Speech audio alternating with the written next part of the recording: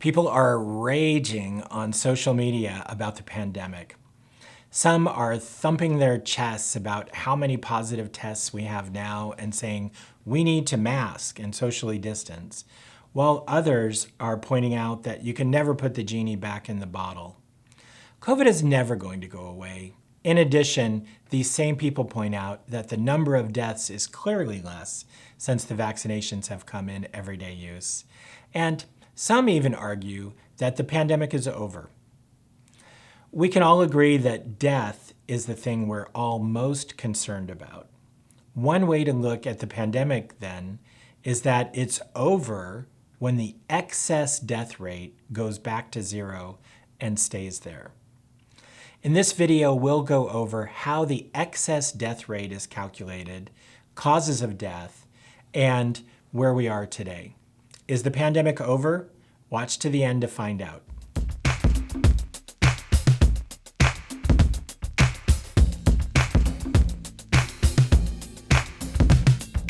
If you want to know if the pandemic is over, why not just look at the number of deaths due to COVID? You hear these numbers on the news every day anyway. Unfortunately, life is not that simple. Deaths due to COVID come from the cause of death listed on individual death certificates. Have you ever filled out a death certificate? I have. And let me tell you, it's not nearly as straightforward as you may think. Let's start with an example. When I was an intern, I had a patient who was in a coma after a car accident. He was in the hospital, he didn't wake up after 3 days, which means it's very likely that he never will wake up. As often occurs in this situation, he developed pneumonia on a ventilator. I was in a meeting with the family, actually to decide whether to pull the plug, when he had a massive heart attack and absolutely dropped dead. So, what's the cause of death? Is it the heart attack, pneumonia, brain injury, car accident? Today, he may have contracted COVID-19 in the hospital, and his cause of death would have been listed as COVID-19. The complexity of determining cause of death percolates up in the system and makes it hard to know the effects of any given disease.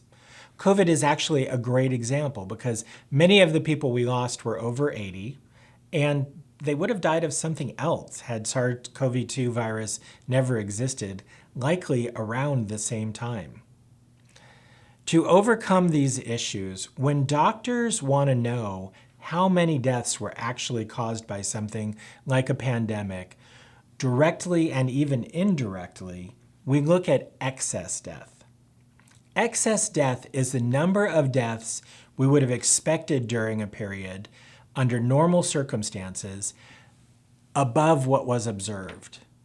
You can use math to come at estimates in different ways. Our CDC very cleverly uses the Farrington method, which is supported by at least one published paper in the medical literature. Here are the CDC's calculations of excess death through the time period of the COVID-19 pandemic. The orange line is the average number of expected deaths, and the red line is the upper limit of the range of what was expected. The first thing I notice here is that people die more in the winter than in the summer. That makes sense to me because respiratory diseases are common in the winter, and historically respiratory diseases are the fourth most common cause of death. The other big three, heart disease, cancer, and accidents, are not as seasonal and stay more constant throughout the year. The COVID pandemic sticks out like a sore thumb. Remember, the first reports of the new virus in the US were in January of 2020. The first vaccine was approved in August of 2021, and Omicron came in November of 2021. You can see these peaks clearly on the graph. Well, what does this data tell us about when the pandemic will actually be over? Remember, we're mostly concerned with death, so science says that the pandemic is over when the excess death rate is zero.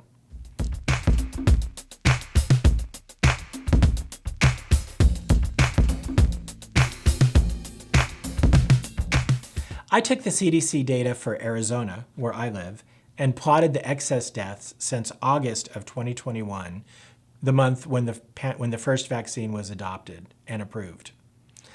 It took about 4 months for most people to get vaccinated, but since that time, excess deaths have steadily fallen until March of this year, when the excess death rate reached 0. It's stayed there ever since. The pandemic is over when the excess death rate is 0. The excess death rate reached 0 in March of 2022. So by this measure, the pandemic ended in March of this year. This tells us a lot about how we should act responsibly. Should we continue to mask and socially distance? Well, you certainly can if you want to. It's hard to prove one way or another how much of a difference it makes, and mask requirements can't be justified based on this data. But some people have always worn masks in public in cold and flu season, and I'm sure watching so many of their fellow citizens die over the last couple years did not make them want to stop. It's a free country, so they should take steps that make sense to them. Sadly, we need to acknowledge that things can always change for the worse. But currently, with the excess death rate at close to 0, clearly there's no reason to think that riskier interventions such as lockdown, school closures, are in any way indicated. The pandemic certainly showed off some of our divisions, but it also reminded us all that we are all in this together. As this tough time grows smaller and smaller in our rearview mirrors, I ask that we remember the recovery may look different for all of us.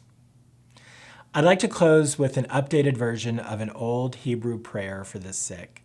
Be blessed, and with the power of healing, and with the power of hope, fill our hearts with understanding, strength, and love.